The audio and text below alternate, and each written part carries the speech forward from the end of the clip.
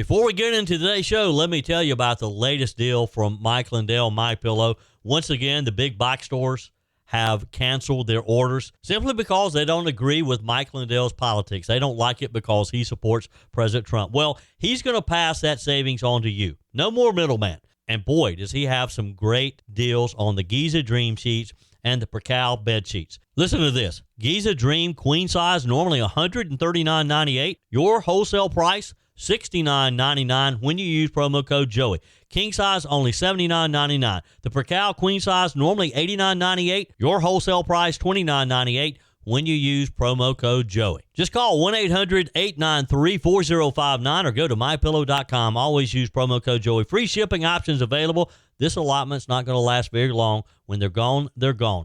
mypillow.com. Promo code Joey. Thanks for joining me in the PhD Weight Loss and Nutrition Studios. To lose weight for the last time, visit myphdweightloss.com. Welcome in, and thanks for spending a few minutes of your day with me. Let's jump right in. The U.S. Supreme Court took steps yesterday to freeze an order from a lower court that would require the Trump administration to return an illegal migrant from an El Salvador prison they claim was sent by mistake. They're not disputing the fact that he was in the U.S. illegally, though.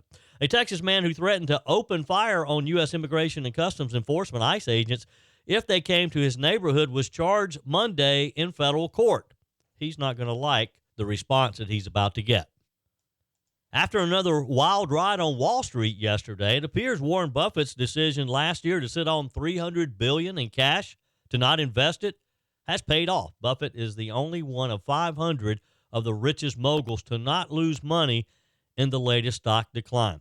And in less than a month, the South Carolina legislature will adjourn for the year, and there's still no solution for the liquor liability insurance for restaurants and bars. A new group of restaurant owners hopes to create a sense of urgency for South Carolina leaders and encourage them to take action before leaving the state capitol for the year. Carl Sobocinksi, founder and president of Table 301 Hospitality, joins us to discuss this issue today. I told you we'd be back. And ye shall know the truth, and the truth shall make you free. It's Joey Hudson. I wanted to name it the Joey Hudson bill, but, they don't allow you to put names on bills. But I wanted to call it the Joey Hudson bill because I know that one's been near and dear to you for a number of years. That's how it's done. Let your voice be heard. And the truth shall set you free. Here's Joey Hudson. Treasury Secretary Scott Bessent weighed in on America's tariff negotiations again with other countries during a late afternoon appearance on Kudlow yesterday. President Trump unveiled new tariffs on goods imported from foreign countries last week. We know how the markets responded on Friday and again yesterday. Bessent told host Larry Kudlow that Trump is better than anyone at giving himself maximum leverage. So what he has done is we outlined the tariffs on April 2nd and then gave countries several days to think about it, the Treasury Secretary said. Trump reported yesterday that he's talked with Japanese Prime Minister Shiba. Bessent and U.S. Trade Representative Jameson Greer have been tapped to head the tariff negotiations with Japan and other countries. Bessent said Trump was going to be directly involved in those negotiations as well. Understand it from your postings. The president has tasked you and U.S. Trade Rep Jameson Greer to implement the president's vision with respect to negotiations on Japan among our closest allies. So you and Jameson Greer are going to pick up the ball and negotiate with Japan. Can you tell us more? This is a very important development. Larry, Larry, first of all, good afternoon. Thanks for having me on. And it is a very important development. And, I'll tell you that the kind of impatience that we've seen with commentators, with the market over the weekend or since April 2nd has surprised me. And President Trump, as you know, is better than anyone at giving himself maximum leverage. So what he's done is we outlined the tariffs on April 2nd and then gave the countries several days to think about it. As I advised on many shows on April 2nd, I suggested that the foreign officials keep your cool, they do not escalate, and come to us with your offers on how you're going to drop tariffs, how you're going to drop non-tariff barriers, how you're going to stop your currency manipulation, how you're going to stop the subsidized financing. And at a point, President Trump will be ready to negotiate. And he had a very, very productive call with Prime Minister, with the Japanese Prime Minister this morning, and he has asked me and Jameson Greer to take the lead on this. And as you said in your last segment, President Trump is going to be directly involved in those negotiations. The Treasury Secretary said that he hadn't seen any specific offer from Japan, but he told Kudlow that 50, 60, maybe 70 countries have gotten in contact with the Trump administration looking to negotiate, and yesterday was just the beginning of that process. He told Kudlow that he expected Japan would get priority with negotiations just because they came forward very quickly, he said. He also noted the important military and economic ties between America and Japan. During his appearance, Bessent defended the Trump administration using trade deficits in its calculus for determining reciprocal tariffs on imports from some of the foreign countries. He also noted that academic studies have shown that it's the non-tariff trade barriers that are the real problem in the U.S. having free and fair access to those markets. Meanwhile, U.S. stocks endured a volatile, very volatile, I guess I should say, session yesterday as Wall Street reacted to a barrage of headlines surrounding President Trump's evolving trade policy. The market's roller coaster ride showed the deep investor anxiety about escalating tariffs. Nobody knows how to react, but they feel like they need to take some action. They can't just sit back. And that has caused a lot of the volatility that we've seen. The Dow Jones Industrial Average plummeted 1,300 points again yesterday at the opening, but it was kind of up and down. A brief mid-morning rally yesterday was fueled by reports of a possible 90-day tariff pause. I think it was like CNBC, I think it was CNBC who made the announcement, only to be told later when the White House confirmed that this was fake news, which sent the market tumbling again. By close, the Dow had regained some of its losses, but still ended down 349 points, or 0.9% to 37,966. The index had already lost nearly 4,000 points over the prior two-day trading period since this all started last week. The brief late-day surge was buoyed, though, by Treasury Secretary Scott Bessent's announcement that he would be leading the upcoming trade negotiations with Japan. In a post on X, Bessent said that President Trump directed him and the U.S. Trade Representative to begin talks with the Japanese Prime Minister, hinting that current tariffs on Japanese goods could be revised. It was just a crazy day yesterday.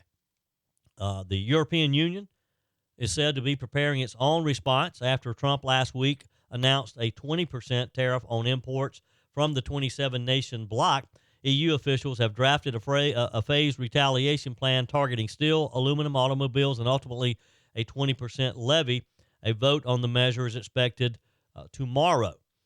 In a statement, the EU Trade Commissioner Marcos Šefčovič said the EU is committed to meaningful negotiations, but also prepared to defend our interests. Elsewhere, nations hit by Trump's tariffs are racing to negotiate before the harsher rates go into effect. Over the weekend, Trump said that he had a very productive call with a top Vietnamese official. That news temporarily boosted stocks for Nike, Adidas, Puma, since Vietnam plays a key role in their supply chain. The confusion and lack of clarity from the Trump administration, according to some of the financial or investor analysts, said that it has increased recession fears. J.P. Morgan, Goldman Sachs raised their odds of a near-term recession to 60% and 45% respectively. President Trump has downplayed market turmoil, stating during the weekend that sometimes you just have to take medicine to fix something. In other tariff news, President Trump yesterday said that he and his officials said that more than 50 countries are offering to negotiate. We saw the European Commission President Ursula von der Leyen saying that the European Union is ready to negotiate. Speaking in Brussels yesterday, the head of the EU's executive arm called Trump's economic policy a major turning point for the United States. These tariffs come first and foremost at immense cost for U.S. consumers and businesses, she said, But at the same time, they have a massive impact on the global economy, especially hard-hit are the developing countries. Van der Leyen said that in parallel, we're preparing a potential list for retaliation and other measures, although we hope negotiations can provide a solution. Now, one person that this has not affected, Warren Buffett. Some people question his move last year when he decided to sell stocks and hoard some $300 billion in cash. It's looking like, though, once again, Warren Buffett is the smartest man in the room. He is the only mogul of the world's 10 richest people whose net worth has risen this year despite the market sell-off. We've seen historic numbers these past few days of and the world's 500 wealthiest individuals have collectively lost more than $500 billion, marking the steepest loss ever recorded on the Bloomberg Billionaires Index, ever. Among the 10 richest people in the world, Buffett is the only one who's seen his net worth rise since January the 1st. The Berkshire Hathaway's boss wealth increased by $11.5 billion in that period of time. Think about that. Pretty much in the first quarter of the year, your wealth increases $11.5 billion. His strategy, according to analysts, say that it has insulated Buffett and the Berkshire shareholders from the turmoil that we've seen over these past few days. And look, we've always known that Warren Buffett is a smart investor. Once again, he's proven it, because last year when word got out that he was sitting on, $300 billion in cash, people were thinking, well, what's going on?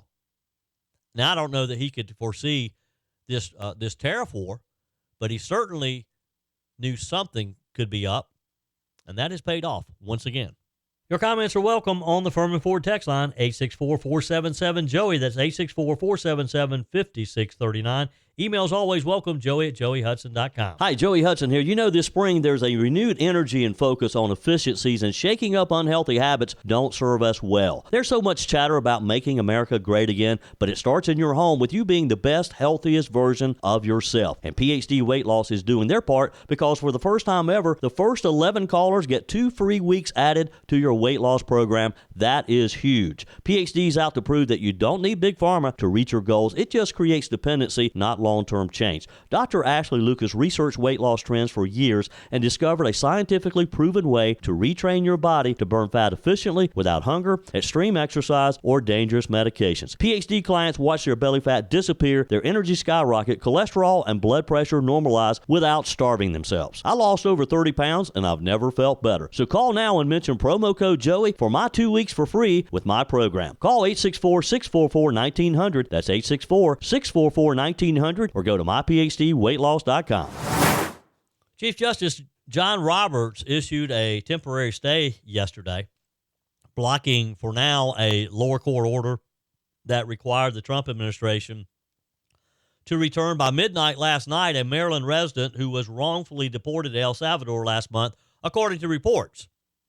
Justice Roberts temporarily froze the lower court order from U.S. District Judge Paula Zenas, who had ordered the Trump administration to return Kilmar Abrego Garcia, a Maryland resident who last month was mistakenly sent to El Salvador, and her order was that he'd be returned by 12 a.m. this morning.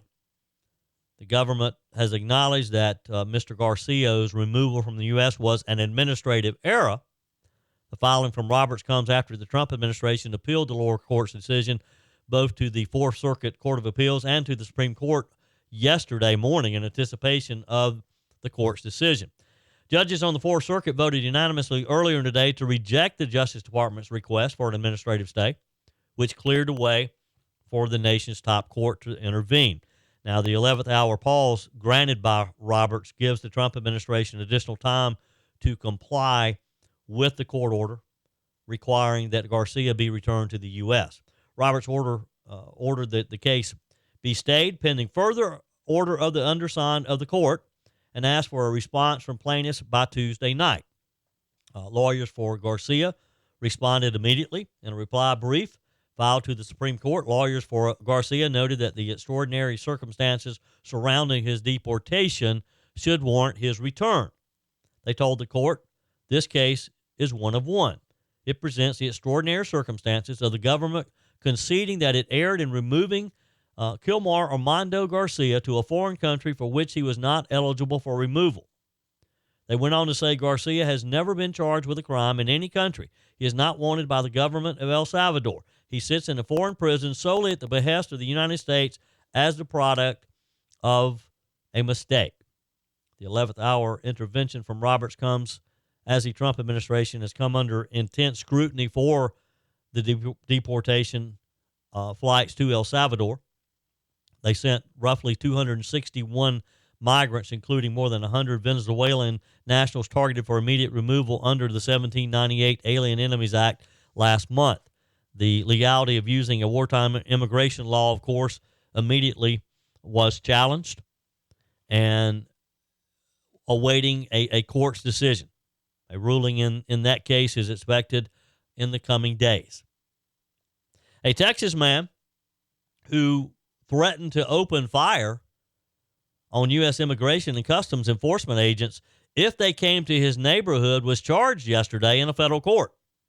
Robert Wilson King is his name. He's a U.S. citizen.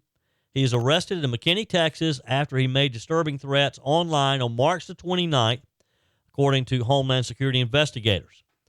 On Monday, King appeared in federal court where he was charged with transmitting interstate threats.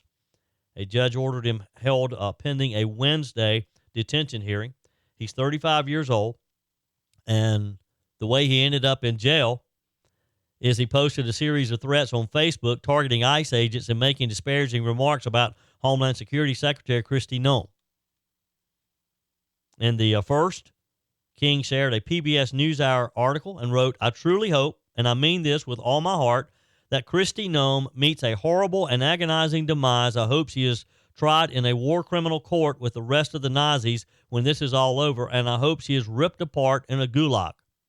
Nothing less for Nazi scum. This is America, now a Nazi fascist state. Disgusting." Now, who in their right mind posts something like that?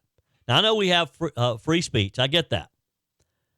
But you can't, surely you'd be smart enough as an adult, a 35-year-old man would know you can't post threats against the Homeland Security Secretary. I don't care if it's Kristi Noem in the Trump administration or if it was someone in the Biden administration. You just can't post threats against government officials like this. He then wrote a second post where he threatened to target immigration agents. He said, "If I see ICE agents in my neighborhood, I'm opening fire. It's time to stop being," I don't know what that word is. They blanked it out. "And put the Second Amendment to work." Oh, I see what it is now. I can't say it. He says, "ICE are not real cops. They are a secret police force with no real legal authority. Kill them." ICE is not cops? ICE? Really? You don't think that they have authority? I think you're about to find out what authority they do have. And again, who posts threats like this about ICE agents or any law enforcement agents on Facebook? He later doubled down. Wow, this guy's just an idiot. He said, "Just want to double down on what I said the other day. If ICE comes to your neighborhood, effing shoot them and kill them. No mercy for the Gestapo." Ms. Noem had previously issued a stern warning after a similar threat was made by someone on TikTok. She wrote on X, she said, "If you threaten or attempt to harm a law enforcement officer, we will fine you and prosecute you to the fullest extent of the law." And I think she's about to make an example of this person, don't you? I don't know that he's going to see the light of day for a while. Now, is this wrong? Is it wrong that this guy is being prosecuted for these threats? I mean, that doesn't fall in freedom of speech, right? You agree with that? Email me, joey@joeyhudson.com. Text me. Leave me a quick message on the MyPillow message line, 864-477-JOEY, 864-477-5639. Some good news for the Trump administration. The U.S. Supreme Court yesterday handed President Trump a victory by letting him use a 1798 law that historically has been employed only in wartime to swiftly deport alleged Venezuelan gang members as part of the Republican president's hardline approach to immigration. A campaign promise that he would get illegals out of our country quickly. The court granted the administration's request to lift the Washington-based U.S. judge, none other than James Boasberg's March 15th order that temporarily blocked the summary deportations under Trump's invocation. You know, this is the judge who ordered the planes to return. They did not. He was threatening to find the Trump administration in contempt of court. Don't guess that's going to happen now. The Supreme Court says, yep, the Trump administration can use this Alien Enemies Act.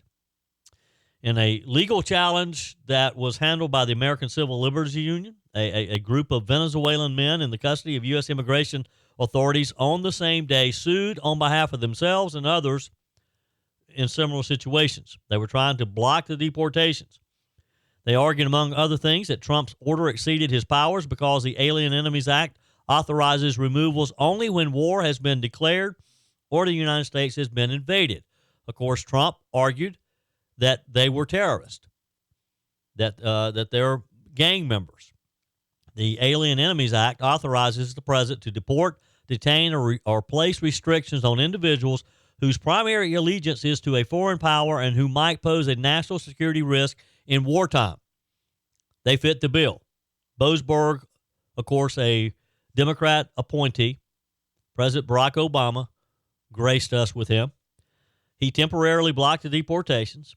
Trump allowed two planes that were already in the air to continue to El Salvador, where American officials handed 238 Venezuelan men over to Salvadorian authorities to be placed in the Central American country's terrorism confinement center. The judge also has scrutinized whether the Trump administration violated his order by failing to return the deportation flights after his order was issued. Justice Department lawyers said the flights had already left U.S. airspace by the time Judge Boasberg issued his written order. We've talked about this for, a couple of weeks now.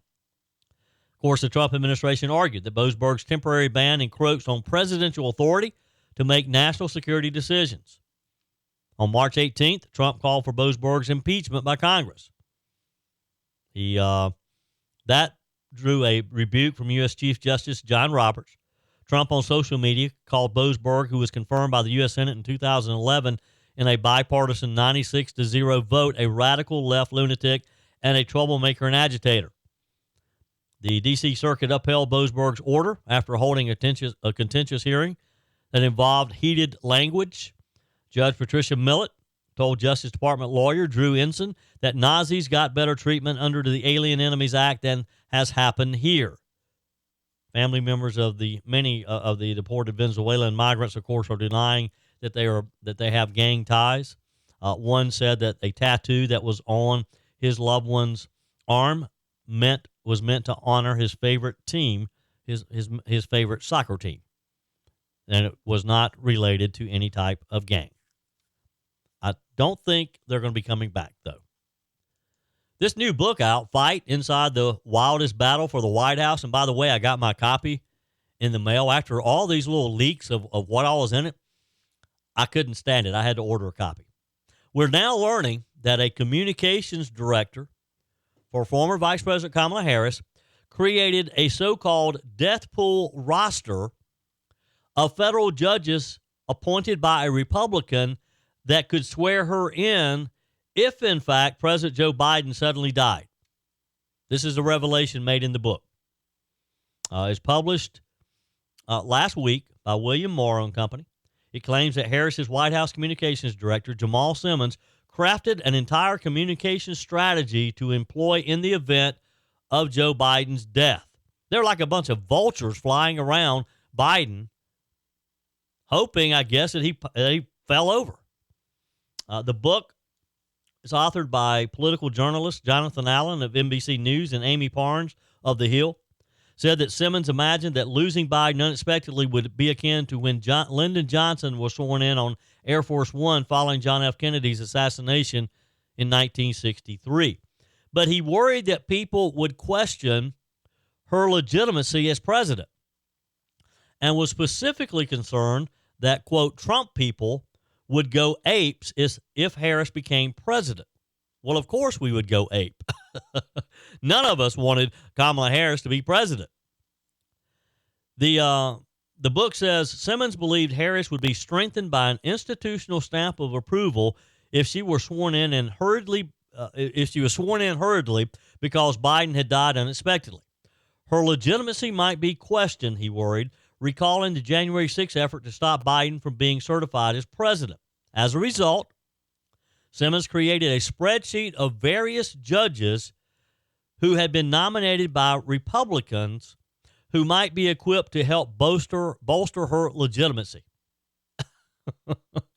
He wrote the strongest validator, he believed, would be a federal judge who had been appointed by a Republican other than Trump.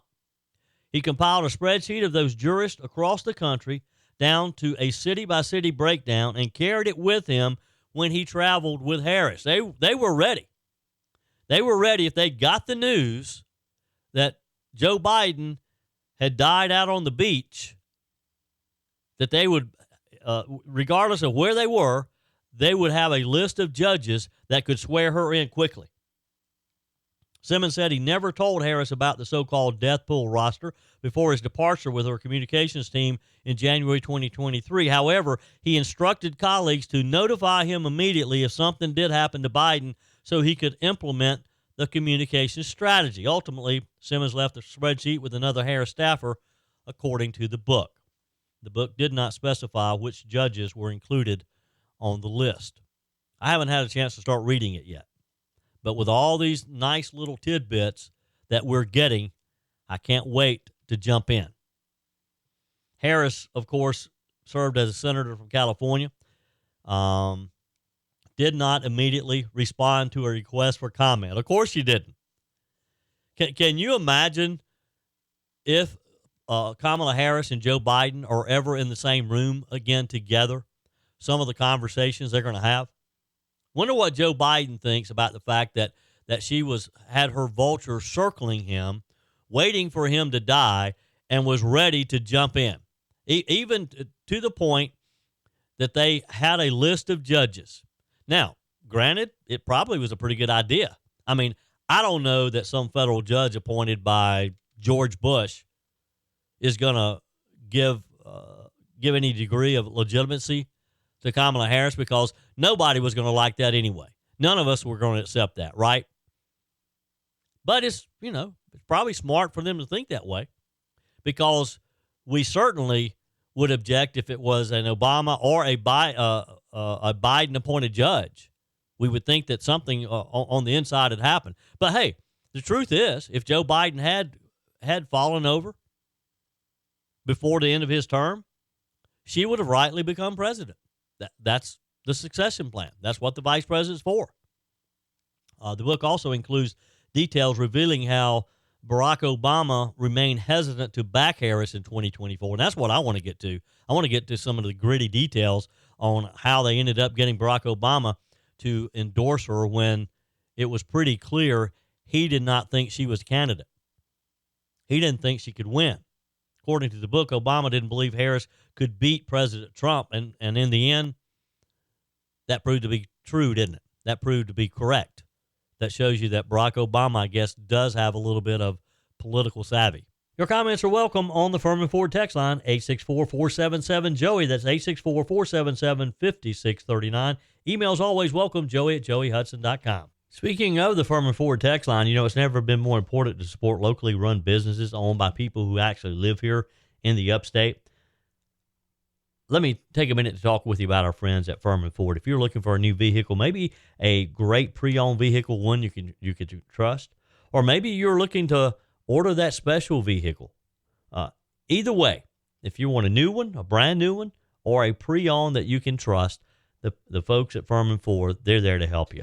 Their name is on the sign because their name is on the line, because every single transaction is important to them. Jim Firmin, Matthew Firmin. They do business the right way. When you stop by, when you give them a call, or maybe when you just send them a quick email, you're always going to have access to a member of the Firmin Ford family. And by the way, they also offer great service, and you're not going to have to wait weeks and weeks to get it done. And you do not have had to purchase your vehicle at Firmin Ford. Doesn't even have to be a Ford. They service all makes and models. Visit my friends at Firmin Ford online at firminford.com, firminford.com.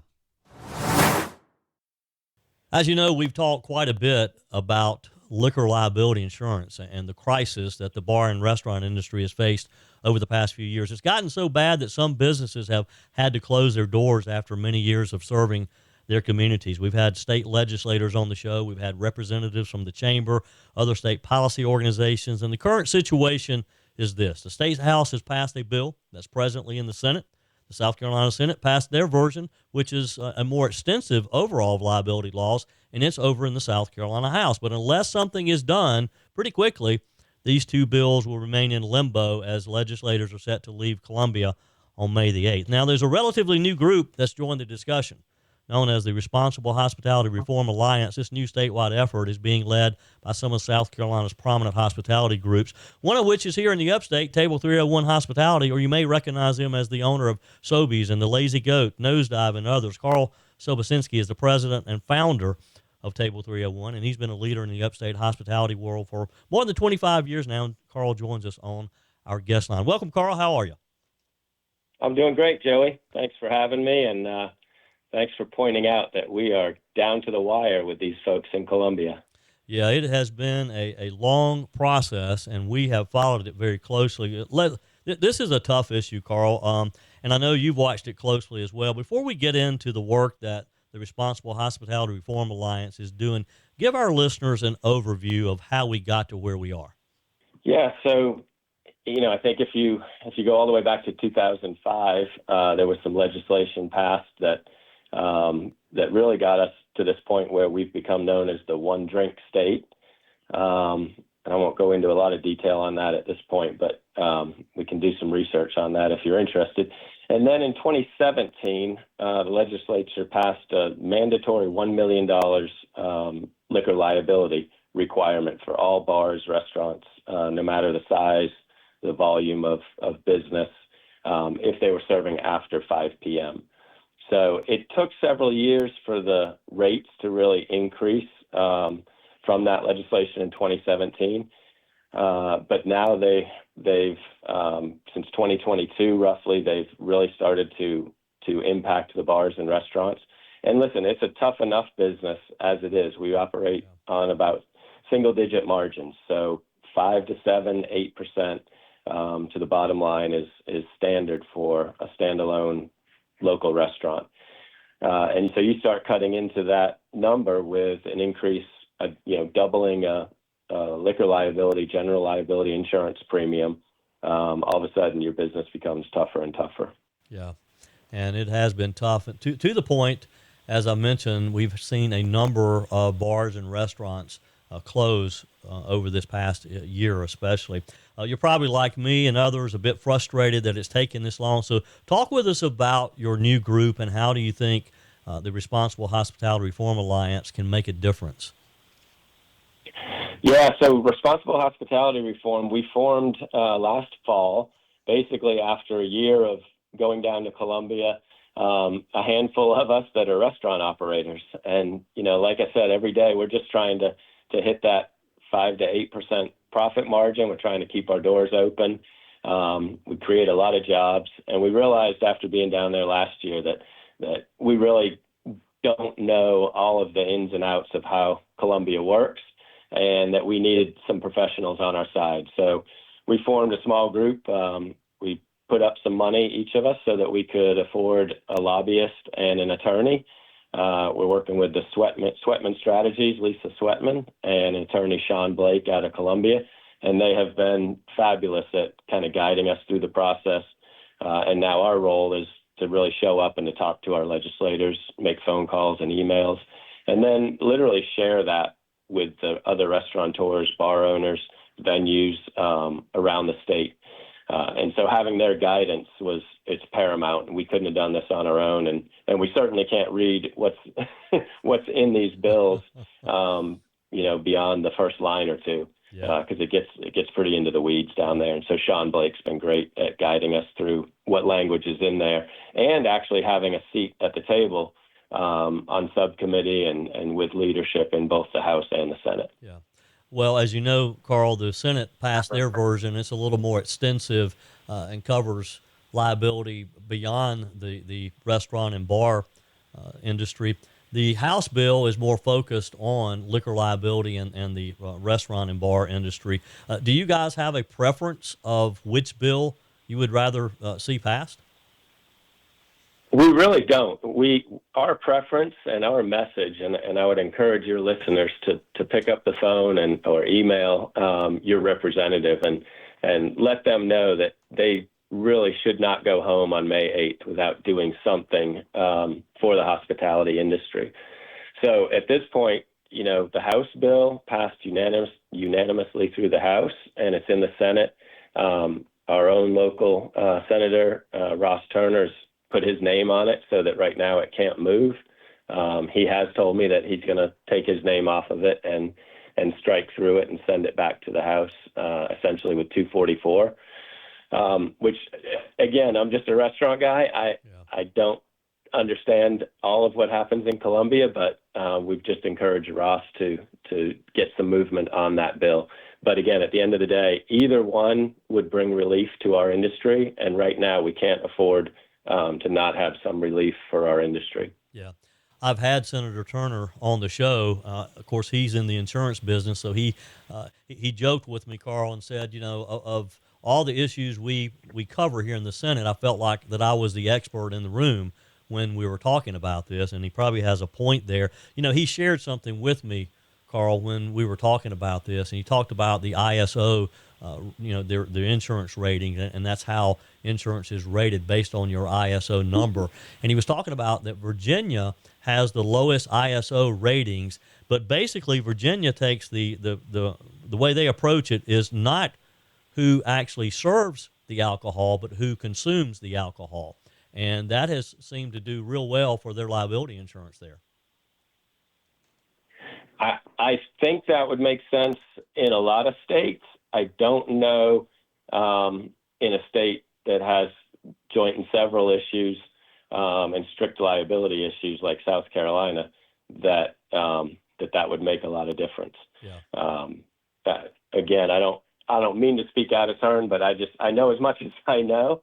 And while I understand a little bit about the ISO ratings, I know Alabama recently passed some dram shop laws and toughened up their DUI laws, which both of these bills have, and we are 100% in favor of that. But their ISO rating did not drastically change immediately. I think we're still waiting to see what happens with it. Yeah. Well, let's talk about the House version of this bill. Basically, they're focusing on the liquor liability. They are decreasing the maximum amount to, or I guess I should say the minimum amount to $1 million, I think, down to $500,000. One question that I've asked a couple of state representatives I've had on the show is, will this make insurance rates go down? And I ask, has anyone actually done a comparison? Take an existing policy at 1 million limits and a new policy at 500,000, and do you see a big rate decrease? And Carl, no one has done that to my knowledge. No, that's the $1 million question. Yeah. And unfortunately, we've had the legislature and our association, we've had a hard time getting, real good evidence and data from the insurance industry. But the status quo is not working. And we elect these folks to go down to Columbia and pass legislation and work for us. And at this point, we have to try something. So, if you want to look at the House Bill 3497, it does make alcohol training for all servers, bartenders mandatory. Many of us already do that. Quite frankly, when I sign my liquor liability policy, and it requires that in there. And there's no oversight, I guess, but I check a box that confirms that I do that, and I'm not going to check a box if we're not doing it. And I believe most of my peers are in the same situation. But it makes it mandatory. It addresses strict liability. It addresses joint and several, and perhaps most importantly, it stiffens and toughens our drunk driving DUI laws. Yeah. With me today, Carl Sobocinksi, president and founder of Table 301 Hospitality in Greenville.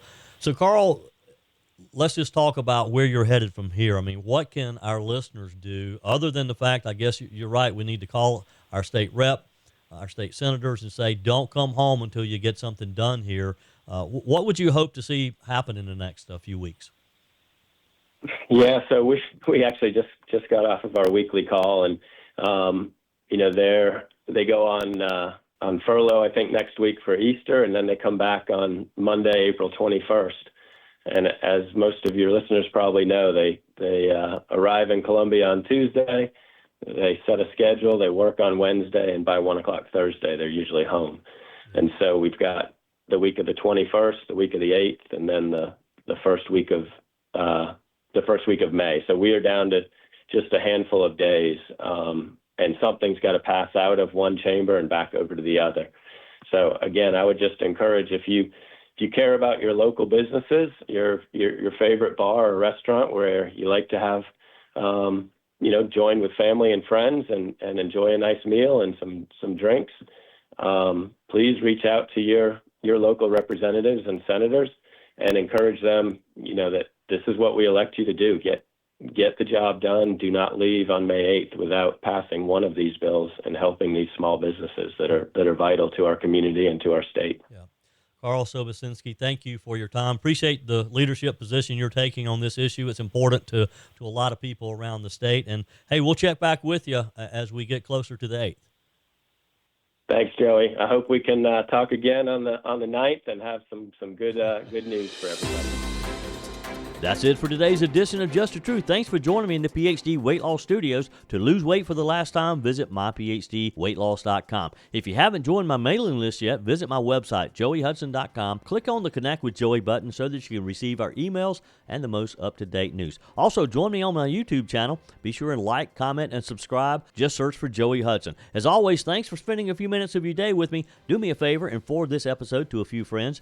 Just click on the share button and send to your contacts. We need to build an army of conservatives to win our country back, and we can do that by continuing to share the truth with our friends and family. Keep those comments coming via the Firmin Ford text line, 864-477-JOEY. Email to joey@joeyhudson.com, and I love your messages on the MyPillow message line. Again, that's 864-477-JOEY, 864-477-5639. Be sure and take advantage of the MyPillow special, just $14.88 on the standard MyPillows when you use promo code Joey. Order online at mypillow.com or call 800-893-4053. We're back again tomorrow and hope you'll plan to join us. Until then, remember, God's got this. He's still in control.